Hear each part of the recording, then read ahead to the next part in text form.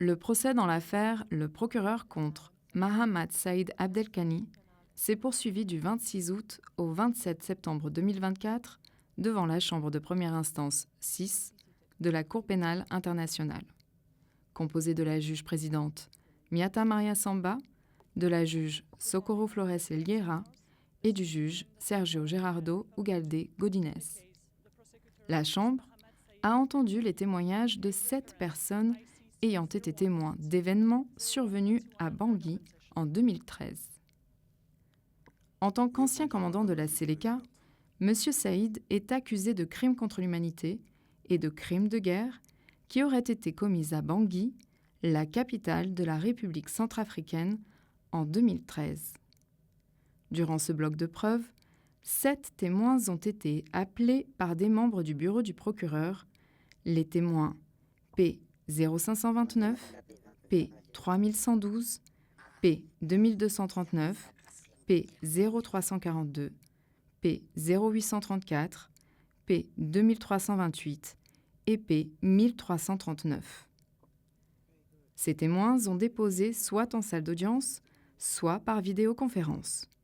Ils ont bénéficié de mesures de protection telles que la distorsion de la voix, le floutage de l'image, le recours au pseudonyme et au huis clos partiel, tandis que d'autres témoins ont témoigné publiquement. Au cours des audiences, les témoins ont d'abord été interrogés par les membres de l'accusation, par l'avocate principale de première instance, Maître Olo Makwaya.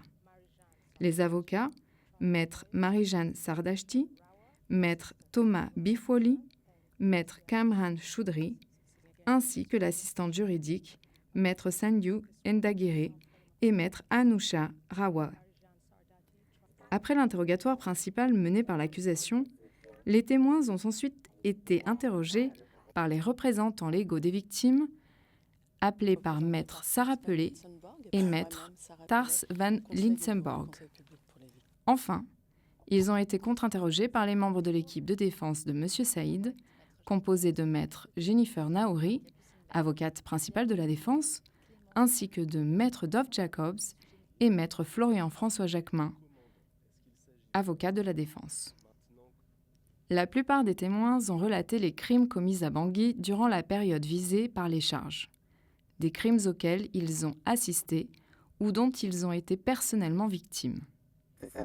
Le premier témoin entendu durant ce bloc de preuves, le témoin P0529, qui a témoigné principalement à huis clos, au sujet d'événements liés à l'incident présumé du minibus de PK9.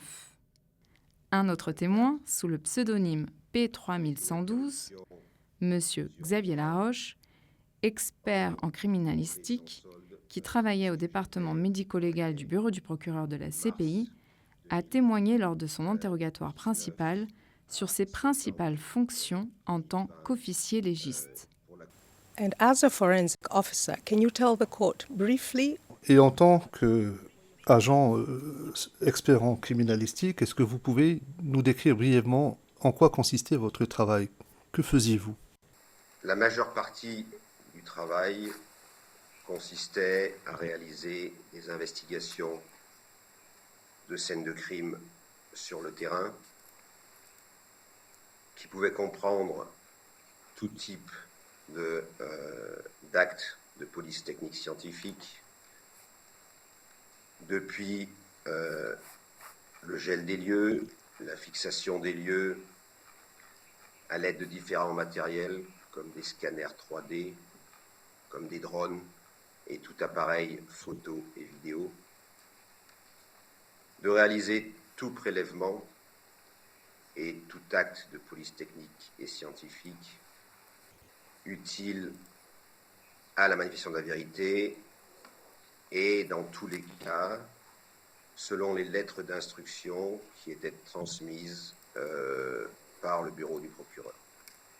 Il y avait également un travail que je dirais de laboratoire qui consistait à réaliser également tout acte, toute opération de police scientifique, comme l'amélioration audio, l'identification de voix, des prélèvements divers sur des scellés,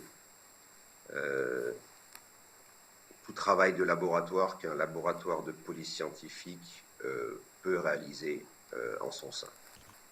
Lors de ses réponses aux questions de l'accusation, M. Xavier Laroche, sous le pseudonyme P3112, a également témoigné au sujet de 2 examens de scènes de crime qu'il a effectués en 2016 et en 2017 à l'OCRB, l'Office central pour la répression du banditisme, et au CEDAD, le Comité extraordinaire de défense des acquis démocratiques, ainsi que des facteurs qu'il a dû prendre en compte lors de ses enquêtes. Je citerai un exemple relatif à la Centrafrique. Les scènes de crime qui devaient être investiguées étaient relativement importantes en termes de taille.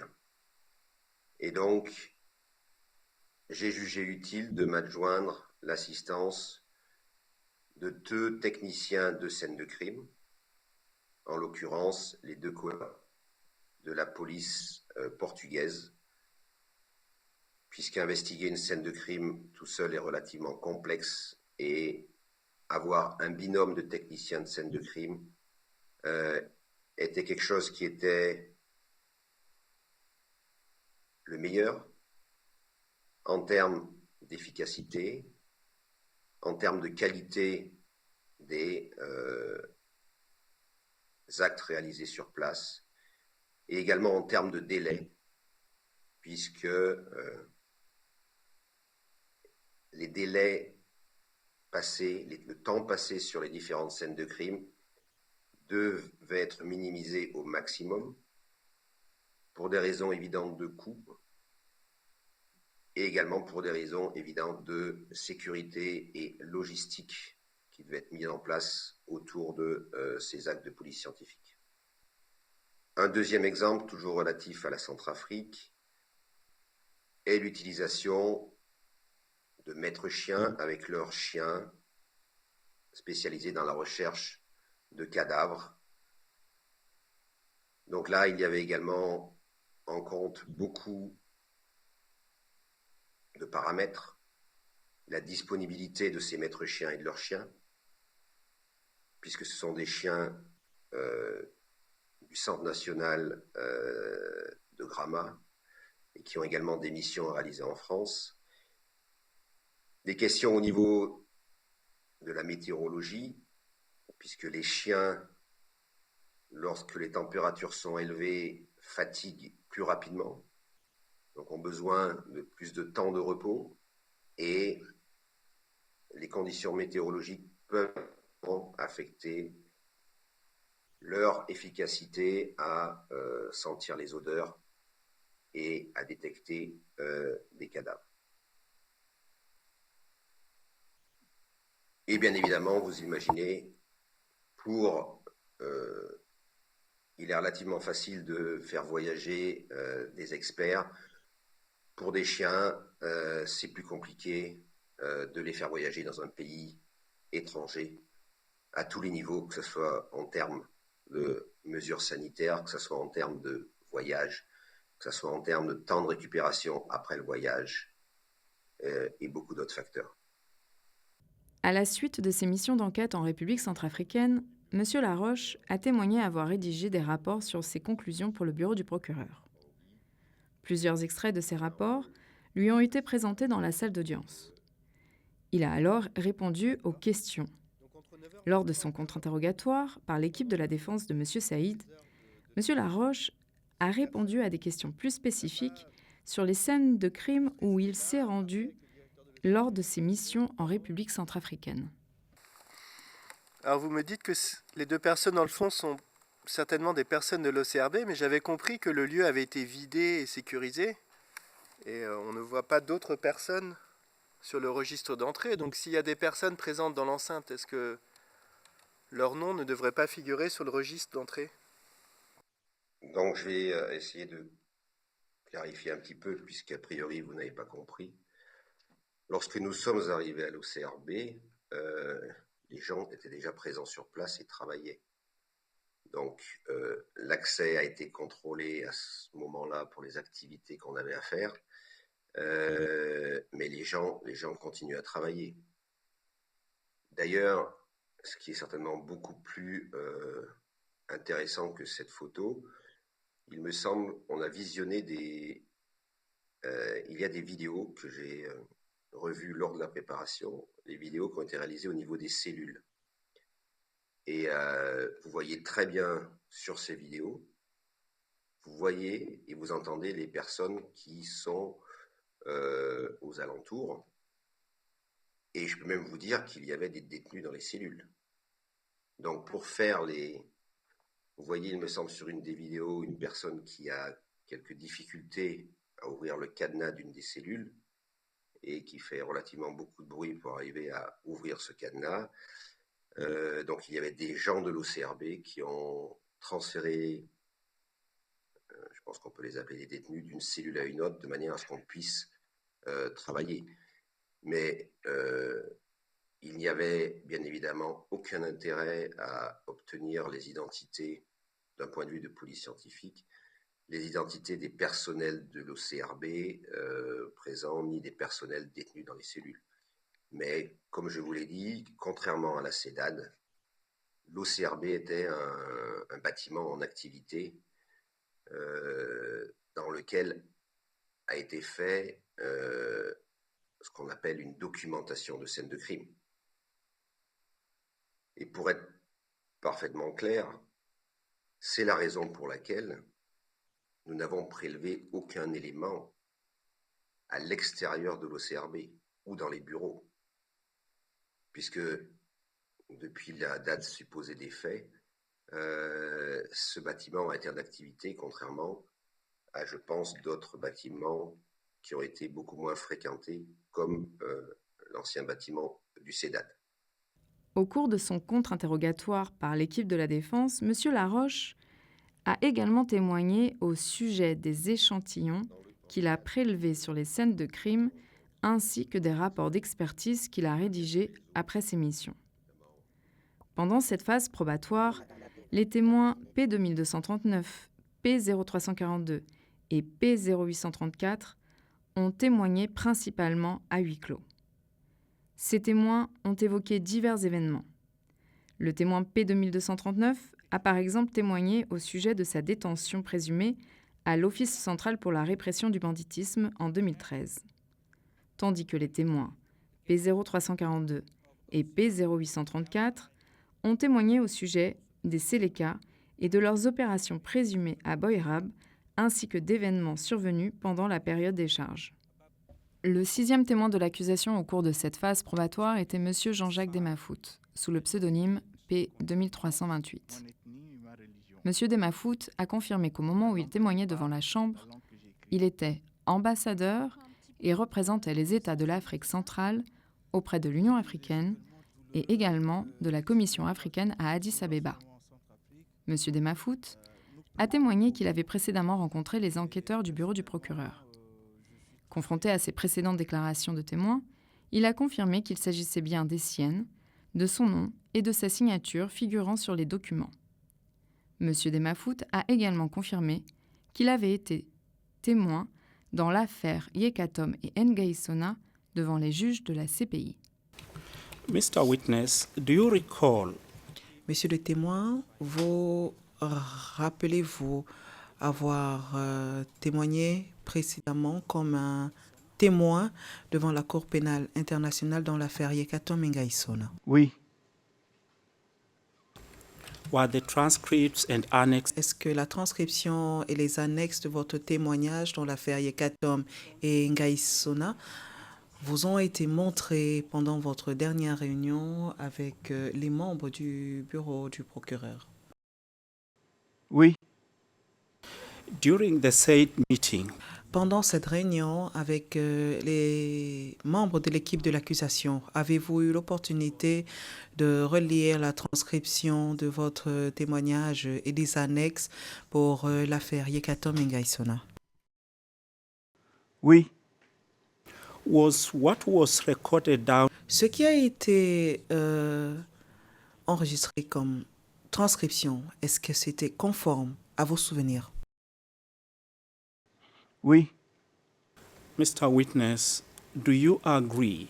Monsieur le témoin, convenez-vous que les juges de cette chambre utilisent votre déclaration de témoin, les annexes et la transcription de l'affaire Ngaïsona Yekatom dans l'affaire en cours? Oui, L'avocate principale de la défense de M. Saïd a contre-interrogé M. Demafout sur l'histoire de l'origine du conflit en République centrafricaine, mais également sur les différents groupes armés qui opéraient avant et pendant la période des charges, ainsi que sur le processus de DDR, soit démobilisation, désarmement et réintégration. M. Demafout a alors été interrogé au sujet de l'origine du conflit.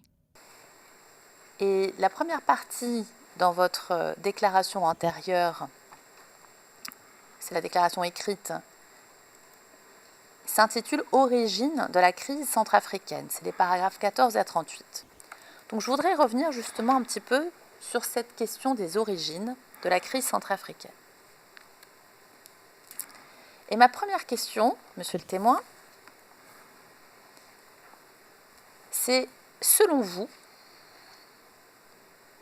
les événements qui se sont déroulés en Centrafrique entre 2013 et 2014 donnent un caractère à la Centrafrique d'un pays qui n'a pas d'autorité, de structure ou de gestion d'État et donne l'impression d'un désordre. Est-ce que c'est correct? non, c'est pas correct. La République centrafricaine